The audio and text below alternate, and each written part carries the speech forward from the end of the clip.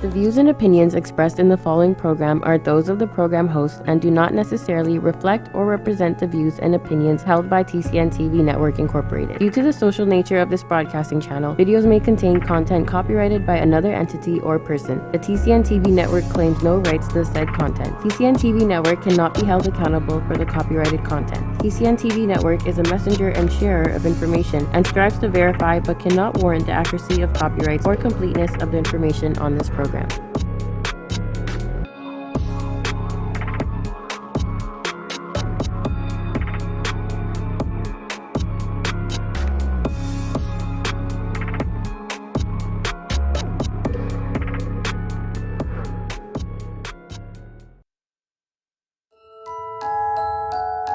then we expand on them with very. I'll finish off the change by buying gum. Pardon? What? And it took me a while to decipher what he was saying. I came up with we can get better at what we're weak at, and we can even get better at what we're strong at. What makes communication healthy or effective? And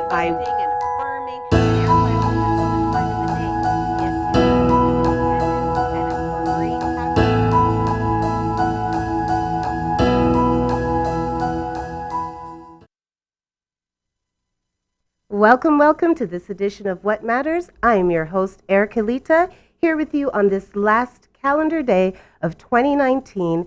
And today, my very special guest is my dear friend, Roy Sheldon Theodoff Mackenzie L. Now, the reason that I had to read that is because I've always known Sheldon as Sheldon Mackenzie, but I'm giving you his full title. Welcome, Sheldon. Thank you for coming. So Sheldon joins us all the way, well, he made a little stop in BC, but all the way from Germany today, and we are going to be talking about two topics. One, Sheldon is a designer. Yeah. And Sheldon is also, now how do I put this? What would the proper title be? Would I say you're a Moor or? Yes, I'm a Moor. I'm a Moor, okay. So, and Sheldon is a Moor. Now, when I posted for this show, what I did present was some of the information that Sheldon will be sharing with us today about his Moorish lineage, and actually many of us are too, even though we are simply not aware of that.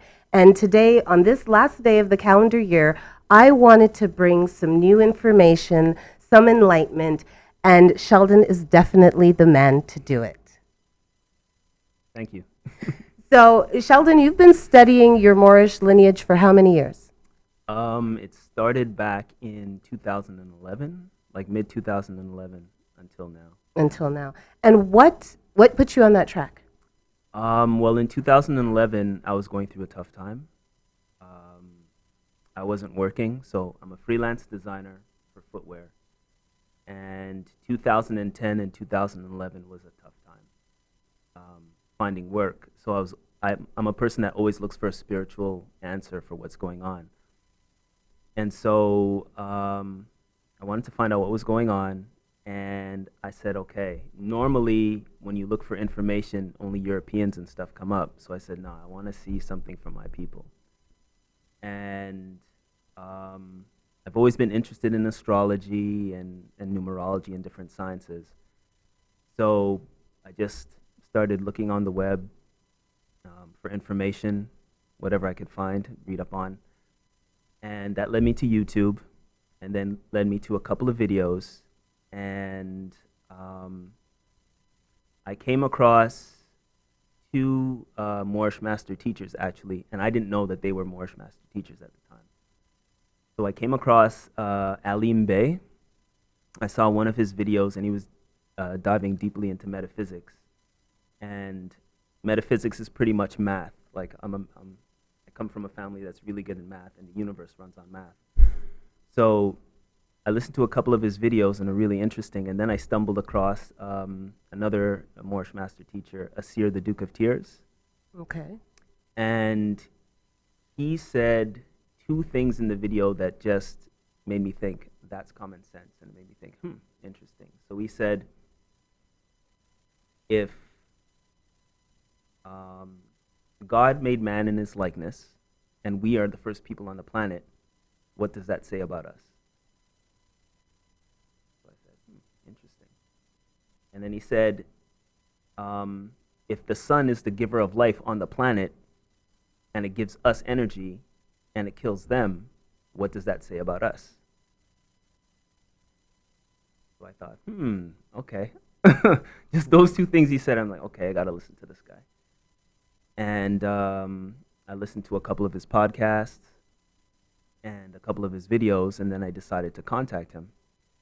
And I sent him an email, and right away he said, here's my number, give me a call. And I called him, and we started talking a little bit, and he was talking about the Moorish history and stuff. And I said, well, what is this thing? What is this Moorish thing?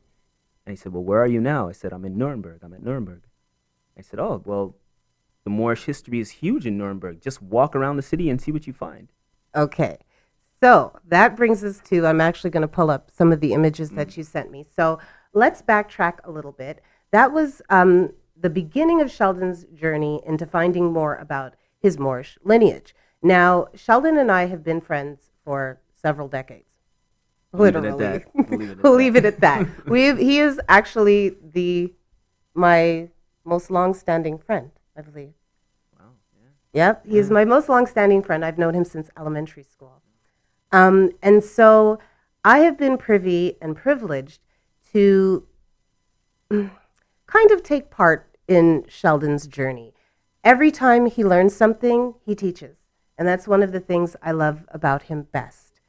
He's always happy and willing to share information and enlighten. Now, it also brings great frustration. When you don't know something and you don't understand and someone presents it to you, it can be very frustrating because it challenges everything you've ever known. And this is what Sheldon has done for the last 20 years, is that every time he's learned something new, he's presented it to me and often dazzled me. Sometimes it's made perfect sense. As you said, it's just kind of like, well, yeah.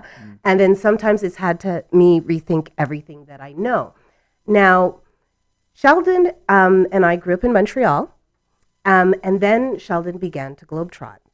He currently lives in Germany, which is very interesting. And when he contacted me and said, I live in Germany, of course, with my little narrow North American mind, I was like, Germany? What is your black self doing in Germany? Are you all alone there? Is there anyone else? And then he started to show me images. Selena, if you would pull up one of the images of maybe the pharmacy or the hotel lobby. Yes, there we go. So that is a Moor's hotel in Switzerland. Okay, and there's another closer image of the. Image. That's in Hoodville, Switzerland. There's a closer image of the sign outside, the logo outside.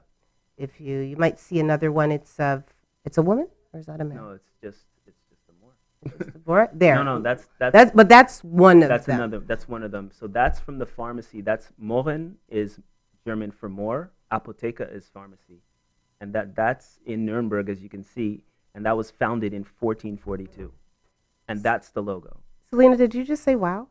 Okay, so this is what I'm hoping to do for many of you. So here is my Trini friend living in Germany. I don't even understand what he's doing there. And he starts to send me these images. And he said, these have been here for hundreds of years. And again, another eye opens. So there are others that are not us. Yeah, that second image that you pulled up, this one, that's an Austrian beer company. As you see at the end, it says beer. So that's a beer company called Moor, and it's in Austria. So we've seen pictures from Switzerland. We've seen pictures from Austria. This is it as well, and they sponsor a soccer team as well. And I think I added a yeah. picture I of sent the one of the uniform. The logo on it. There we go. There you go. So again, here we are, very North American, with our very limited knowledge of what has happened and is happening. And Sheldon begins to send me these images from, of all places, Europe. And I'm blown away. This is the Moor. These are the coat of arms for different families in Europe. So these go back hundreds of years. This information is also in the book, J.A. Rogers. I forgot. J.A. Rogers. Nature knows no color lines. I think I remember correctly. Okay, that was really a lot. I didn't even expect to get that much into our first 10 minutes. But those of you that are watching, you need to share this out because I know that there's a lot of you that are already blown away by the little bit, the tidbit that Sheldon has presented. So when we come back from this break, we are going to go, I think, Aboriginal, Indigenous. Okay. You want to go there? Yeah. We'll go there. Okay. So when we come back from the break, we're going to kind of talk about where all the melanated people, you see, I don't say black around Sheldon, that's a whole other thing. All the melanated people in North America come from. Do you think we all got here on slave ships? Let's find out when we get back from this break.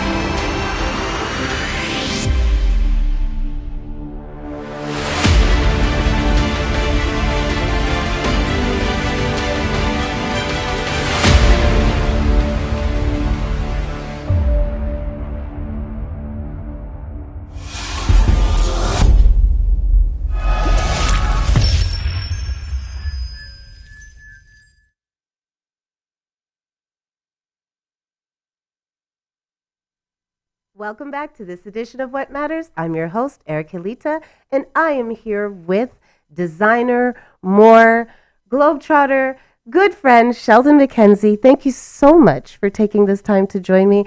And it really is a big deal because even on the way here, he was multitasking and getting things done. And so I really, really appreciate you taking this time to share what you know with our audience. Thank you for having me. Thank you for coming. So before the break, we spoke a little bit about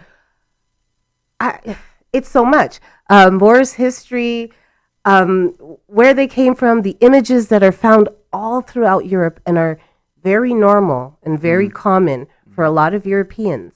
And here we have North American blacks thinking that we all came over on little ships to this land and this is how we got here.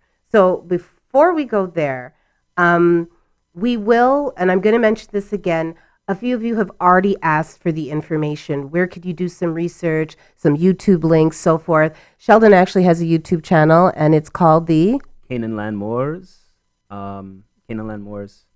YouTube channel. And the hook is Common Sense Quickies. Yeah, so I started this little video, small video series, thank you, called Common Sense Quickies. And it's 10-minute videos or less, and it's just giving you information with a little bit of satire on it to make it a little bit funny. And so the ones that I'm narrating, those are the ones that I've done. The Grand Sheik of the temple, the Moor Science Temple here in Toronto, he's done a couple as well. Okay. Yeah. So we're actually going to play a clip from one of Sheldon's YouTube videos. Yeah. And as he said, there's some satire. Unfortunately, we're not going to show the part with Bobby Brown doing the Running Man. That part is clipped out, but it is very interesting. And what it does is, even if you don't fully agree or you don't fully understand, what it does is it sparks the interest. Yeah. It sparks the research. And before the end of the show, and actually after the show, Sheldon is going to go on Facebook and add some links, some book resources. For those of you who have already asked for the resources, we're going to make sure that you have them so that you can explore this mind-blowing information yourself. So Selena, if you could play that clip from that video, please. In Unexpected Faces in Ancient America by Alexander von Wutnow, he showed ancient artifacts that proved that we were in the Americas from since around 1500 BCE.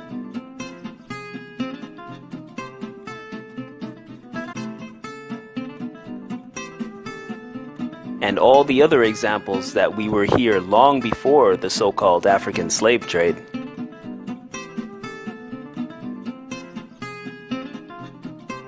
Why do most of our people in North America want to be victims of the so-called African slave trade when there is documented proof that we have been in the Americas for well over 5,000 years?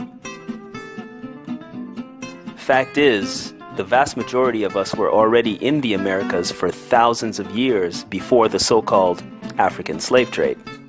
So, you can either play the victim role or the Aboriginal and Indigenous. How many of you were shocked by that information? 5,000 years of documented historical presence. It's not an idea. At least 5,000. At least. Yeah. It's not an idea. It's not a, It's not hearsay. It's not hearsay. Conspiracy. If you, I didn't send those stills, but in that video, is that the video with the little clips of the heads? Like, what are they called? Heads? The Olmec heads. Yeah. And even that's all throughout North America. And if you look at these Olmec heads, No, so the Olmec heads are in the region of like Mexico going into South America. right, in the Americas. In the Americas, yeah. We should talk about Americans too. Yes. Yeah, we will get to Yes. that. In the Americas. So this idea that all of the melanated people, all of the black people that you see here in North America, all are descendants of slaves, all came over on the ships, is erroneous.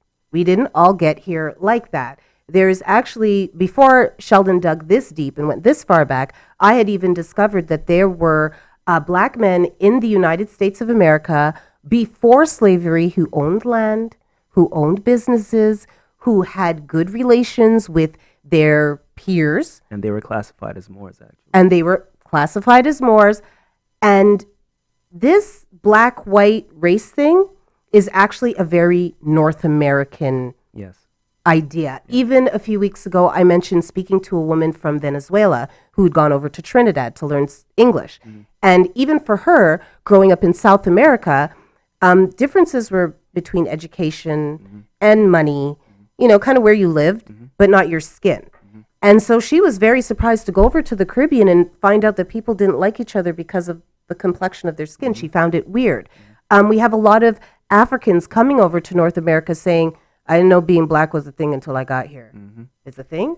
There was actually an Egyptian man that wanted to migrate to the U.S., and he wanted to be classified as black when he got here because he wanted to be with his people. And they said no, they classified him as white, actually. You can research that as well.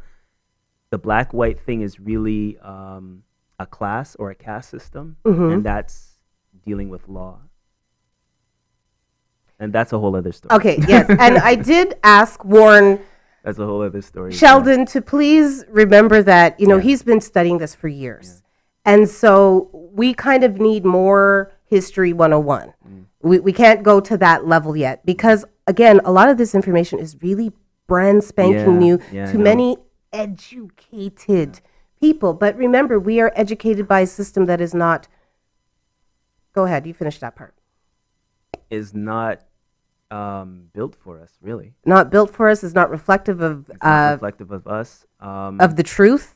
It's the colonizer school system, really. Right, exactly. And even Malcolm X said that, you can't, he said something to the effect of you can't have your enemies educate you or something like that. Not saying that all Europeans are enemies, I'm just saying. Yes, absolutely. So now with the indigenous melanated people of the North Americas, a few years back, Sheldon came to visit me here in Toronto, and we went out to eat. And I don't know what it's called. What is it called? Sheldon pulled out a card. What's the card called? My nationality card.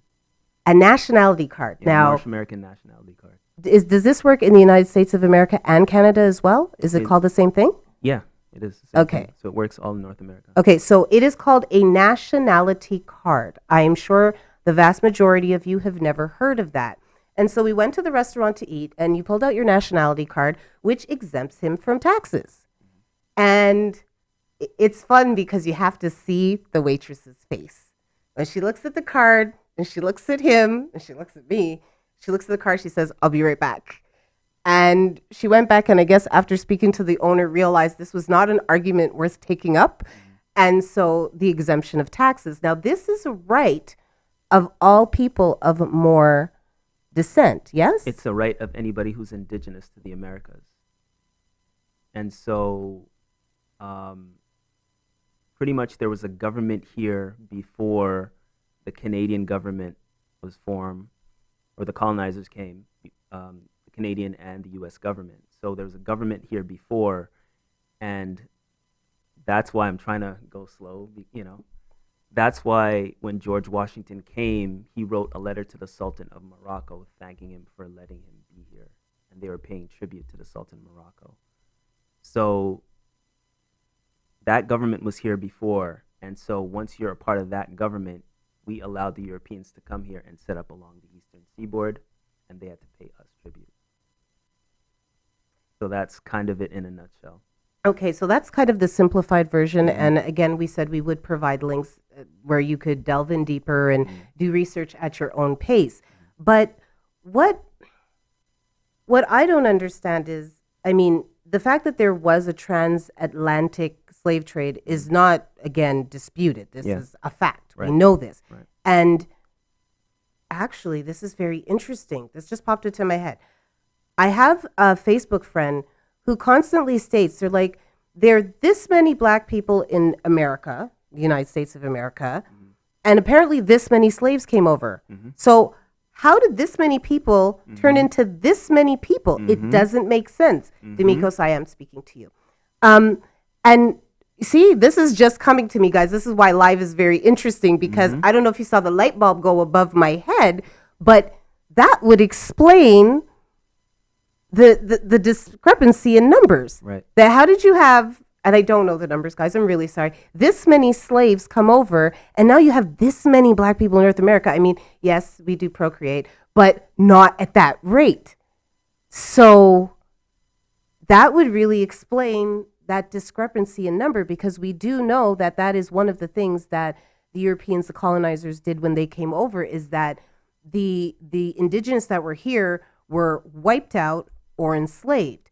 You do have stories in Louisiana and so forth where they did go and form their own colonies, and escaped black slaves joined with these tribes, but it was kind of almost like rejoining yourself. Yeah.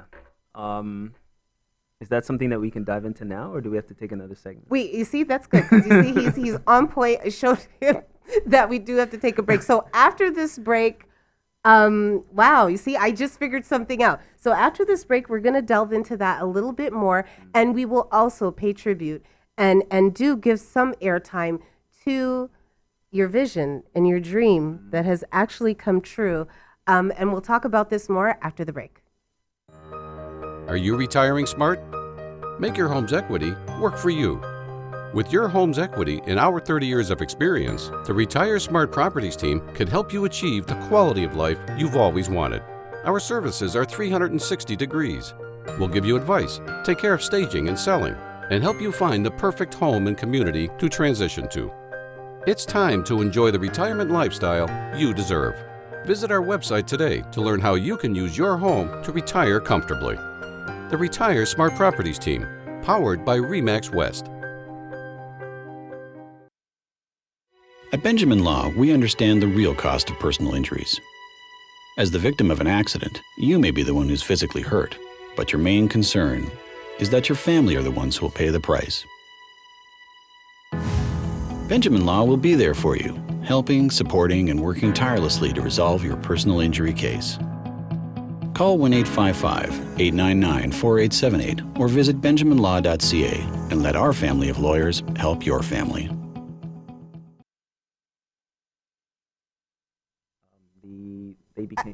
Welcome back to this edition of What Matters, and I'm here being schooled. That's why I look so confused, because when things that you've known to be truth are then dispelled, it can be confusing. Can we just share what you just taught me and this was in 5 seconds, by the way. We went to commercial and he told me this.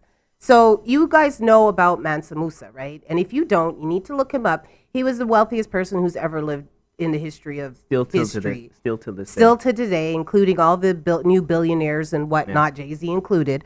And it can, Okay, so Mansa Musa was, if you want to say, the Sultan of the Mali Empire. right? And in the 1300s, he sent 300 ships to South America. And they never came back. And they became who? They became the Aztecs. And so in the book, there's a book called When Rocks Cry Out by Horace Butler. Yes, I've heard of that. Right, you have to read that. Your jaw will be on the ground. And he has all the proof and everything. Research was done when they talked to the Aztecs. The Aztecs never called themselves the Aztecs. What did they call themselves? I can't remember. He mentioned it in the So book. I can't the remember. Aztecs were, The actual Mali, they said they came from where the sun rises, which is to the east, which means they came across the Atlantic Ocean and they settled. And so they became the Aztecs. okay. I don't even know what to do with all of that information. I'm just sitting here trying to Listen, like when process. I found it out, my jaw was on the ground as well. That entire book just had me on the ground. And then what's it called again? When Rocks Cry Out by Why- When Rocks Cry Out by Horace Butler, and he has all the documentation in there that you can research yourself. He talks about the old maps and everything. He also proved that the whole biblical narrative took place in South America. Okay, But now that's another story. yeah, there's many, many, many stories, and I told Sheldon he'd have to come to Toronto and spend a month here, and I could have him on every day, and he could inspire new shoe designers, and then next week he could talk about traveling all around the world. Sometimes he calls me from Japan, sometimes he's No, in it's Korea. Korea. Korea. Yeah, I haven't been to Japan yet. And Not then yet. you go to Tobago and you hide and eat mangoes. Mhm. Yep. So Been to Ghana as well. Ghana. Been to Egypt proper, so Israel or Palestine, you cross the border and you're in Egypt proper. Been all over Europe. Yeah, China, Taiwan, Korea, Cambodia, Australia, New Zealand. Yeah. And what I think is really amazing about that is you have a Caribbean Canadian boy's perspective. He goes out into the world with those eyes because that's what you know, that's where you're from. And then through traveling and actually living in different places, he gains this completely different perspective and comes back home to tell me what you're seeing isn't what it is. And that's And here's another thing that's really important. Once I learned about my Moorish history and lineage, now everywhere I go, I see where we were because these images, I didn't know what they were before. So I can go to Australia, see a building, and know that's Moorish Can you design. pull up a few more of those And, pictures that he sent? That's It's incredible. It's just really yeah, incredible. because once you open your eyes, yeah. right? Okay, that Yeah, so there it is. there's the hotel. Now, Right. when you think of now from a North American perspective, right? Immediately when I saw that, I thought of lawn jockeys. There's a statue, Selena. He has and another one. This one is really important, this image here. Okay. So this is King Caspar. Look at the sign that he's holding. You know, for people that don't know, the double eagle is the Holy Roman Empire. So there's difference. There was the Roman Empire and the Holy Roman Empire. The Rome that we were against is the Roman Empire. The Holy Roman Empire was actually the Habsburgs family, which is part of Germany, or the foundation of Germany, and they were in line with the Moorish Empire. I know this is crazy information. So that's King Caspar, and that's in Switzerland. That's called Moor's Fountain in Switzerland, in Schaffhausen, Switzerland.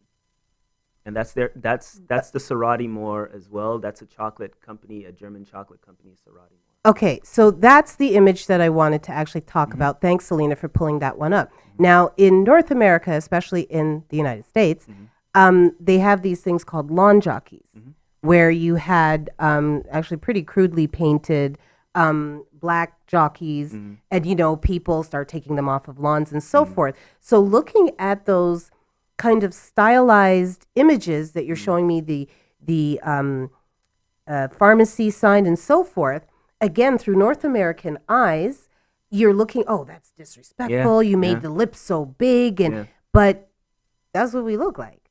Yeah. Right? And because here we've tried so hard to kind of meld and blend, that imagery would be looked at as, by a lot of North Americans, it'd be like almost you're making fun. But think of this, though. If you're making fun of somebody, why would you have that image on your business? But that's exactly what I'm saying. Yeah. Not knowing what it is, you go, like I would have gone to Europe prior to this in ignorance and being like, is that supposed to be making fun? Is that, how come no one's reported this? So it's just a different way of looking. And actually, that's going to come back up again when Sheldon shows you a bit of his shoe design. I saw the logo and my North American mind saw one thing. And he said everyone else from all the other countries saw it for what it was. So again, it's very interesting how our education narrows our field of vision. Yeah. I think that's a really good way of saying it. Our education really narrows our field of vision. Now, something that I want you to talk about, because he and I had like a big argument about this, and then I had to relent because he was right. We have a lot of those. Okay. Right. The Americans. Now, I was speaking to him, and he will throw in some corrective stuff. So I was talking, and I was like, well, American's American. And he's like, what's an American? I was like, well, Americans. He's like, well, you're American. I'm like, no, I'm Canadian. He's like, yeah, but you live in the Americas. Right. So you are American. Right. So go ahead. This is something to think about. And this is one of the common sense quickie videos that I've done. If Canada makes Canadians and Mexico makes Mexicans, the United States can't make Americans. They make United Statesians. And the continent is America. So when you think of the Pan-American Games, the U.S. aren't the only ones there. Canada's there, Paraguay's there, Brazil is there, Argentina's there. Those are all Americans because that's the continent. What the colonizers, if you want to say, did in the U.S. is they usurped the name Americans because they know that they're not that. So they keep saying America, America, America, America, so that everybody now starts repeating that, saying that they're Americans. But they're not. They're really United Statesians. Which is not... Which sounds weird, but that's what they are. So, but why do you think that was done?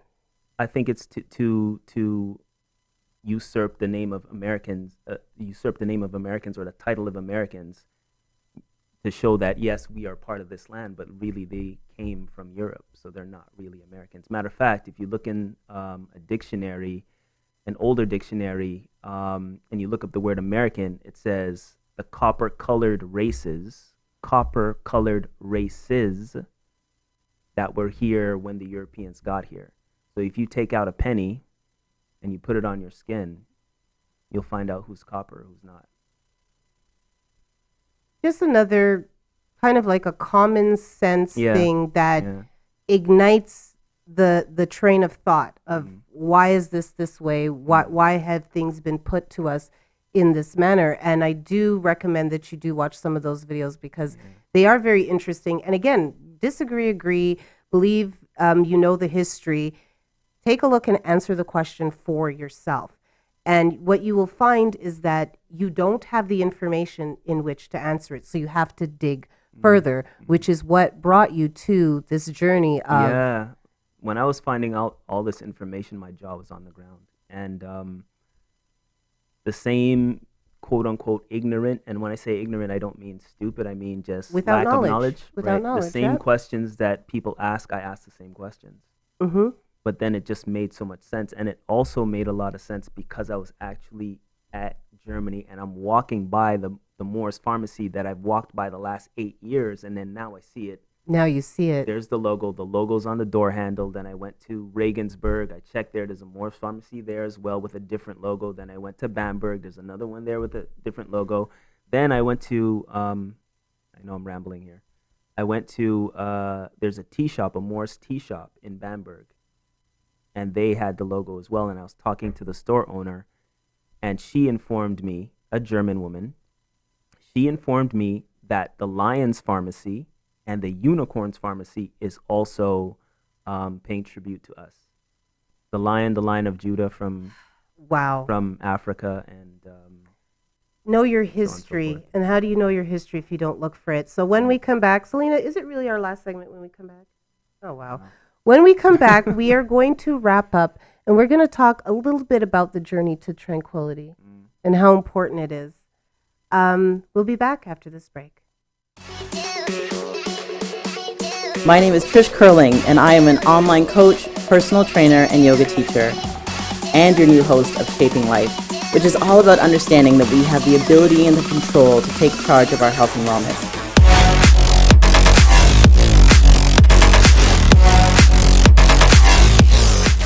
But we can't do it alone, and I can't wait to sit down with the best in the industry. Please tune in every Friday at 1 p.m. live here on the TCN Network.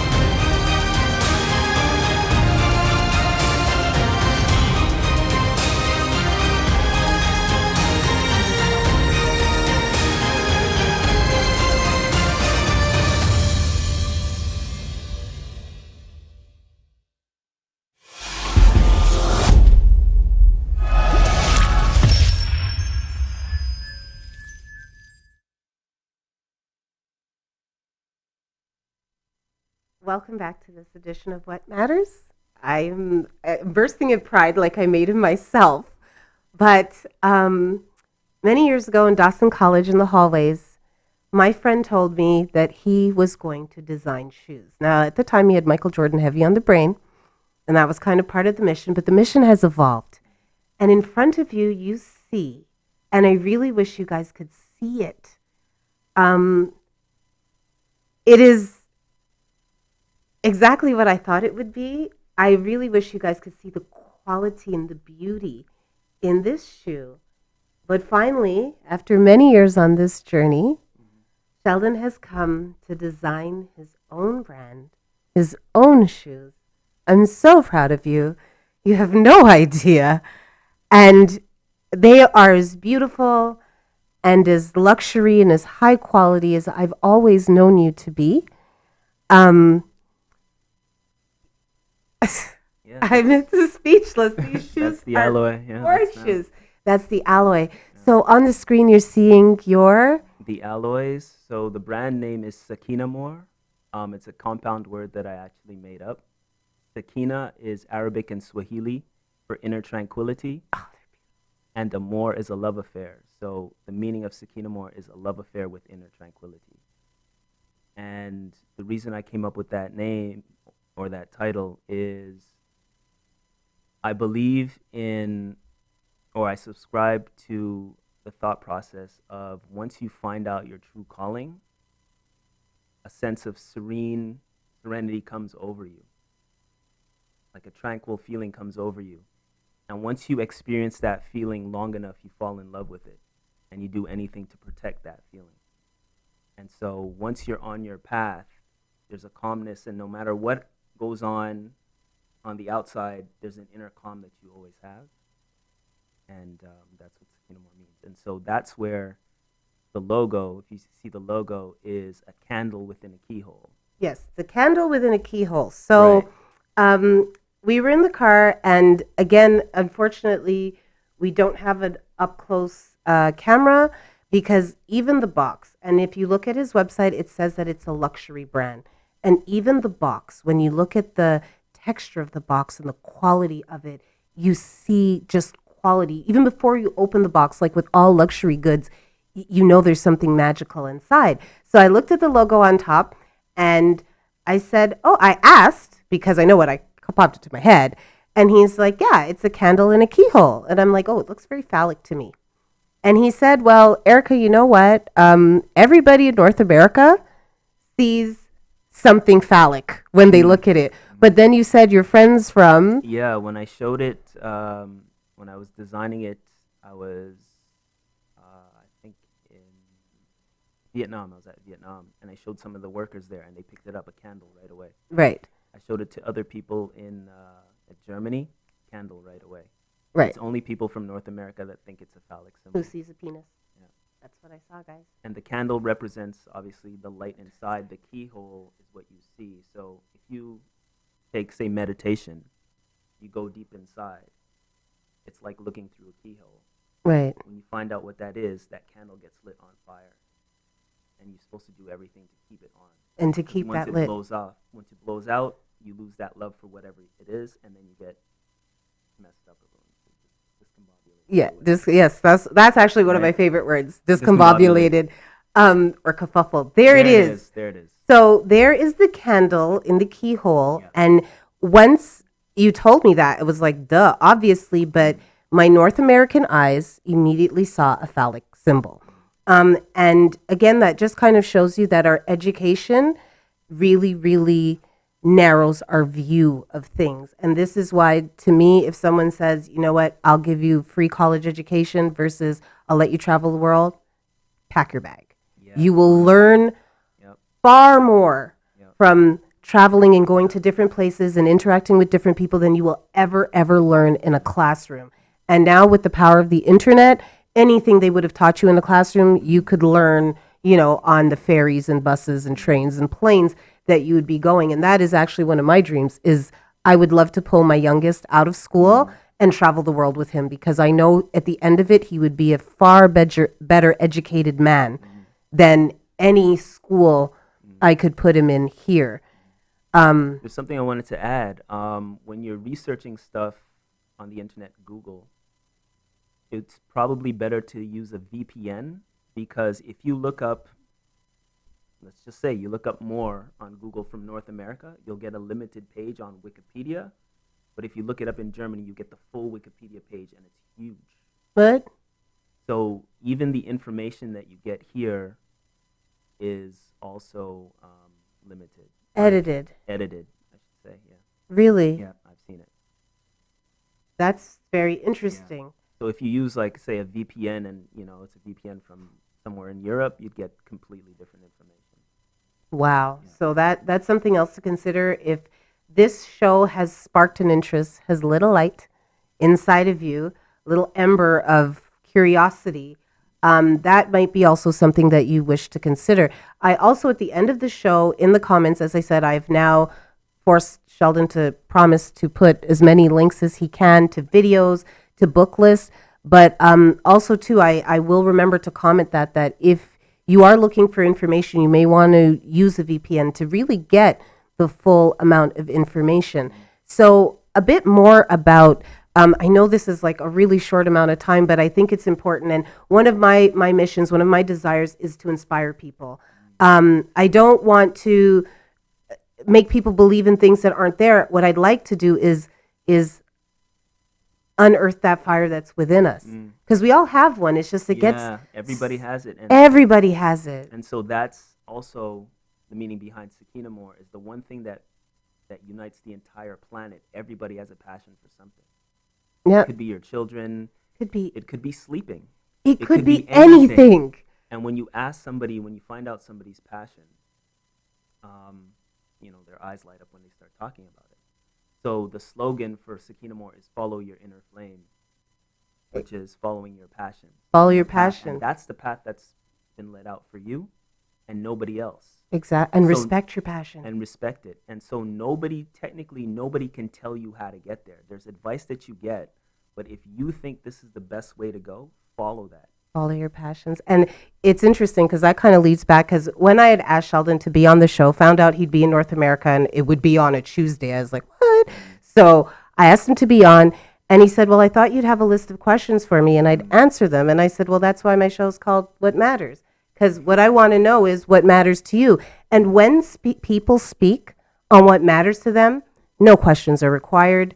No papers are required. They light up and they go. And then they look at me at the end of the show and they say, Erica, that was too fast, because they're speaking about what matters to them. So for everybody out there, I would like you to be honest with yourself. Forget about the restrictions that everybody gave you, because those started getting loaded onto you from the moment you were conceived.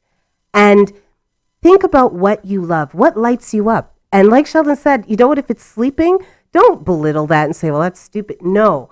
My mother is a woman of service. My mother gives to others. And when I was young, especially coming as a child of an immigrant, that idea of servitude, you want to move as far away from it as you possibly can. And then through time and with knowledge, I've come to understand that servitude is one of the highest callings in this world, to serve others, to do for others. And we all have a different way that we do it. So if you are that father whose passion is their children, that is big enough. Right. You know, if your passion is knitting, that is big enough. If your passion is finding a cure for cancer, that is big enough. But inside of you, there is a flame, there is a passion, and Sheldon and I would like very, very much for you to keep stoking that ember. Find out what it is. Find out what it is. Take time. Find people to blow on it. No, you don't want them to blow it out, because some people will try to blow it out. Oh, some people will try to blow it out, but remember, fire requires oxygen. Yes. It needs air. Find out what it is for sure. Take the time. If you don't know what it is, find out what it is. And I say make that your profession, because then you'll do it with love and the money will come. Don't chase the bag. Don't chase the money. Do it for the love, and you'll do it so well that people will pay you a lot of money to do it. Please listen to those words, because I heard them when I was younger and I did not believe them. I worked very hard to educate myself in a whole bunch of things that would make money that I had absolutely no interest in. And I've been blessed that life has come full circle, and here I am doing what I've been doing since grade 1, talking a lot. And that is what I love to do. And it's coming. And I close this out by saying, first of all, Sheldon, thank you for coming. I think that it's very important that you're here on the last day of the year, the calendar year. Calendar year. Yeah. Because we both believe that our years start on our birthdays. Yeah. So I'm in my second quarter. And I thank you, the audience of What Matters, the people who have liked, who've shared, who've encouraged, who've sent me story ideas, who have encouraged me on this journey where my fire is burning. And I love what I do, because speaking to people about their love and their passion lights me on fire. And so exactly. it's wonderful. And like I said, I'm sitting here and I'm grinning at the shoe, because this is the fruits of my friend's mind. And that's pretty cool. So I'd love to see your fruits in 2020. Share them with me, show ideas, suggestions. Selena, I thank you for being an amazing producer. Thank you so much. It's a blessing she joined the TCN team. Grant, Trish, thank you for this wonderful opportunity. Simone, thank you for being my mentor. And to all of the fans, friends, and followers, we thank you. And I'll see you again next year here on TCN's What Matters.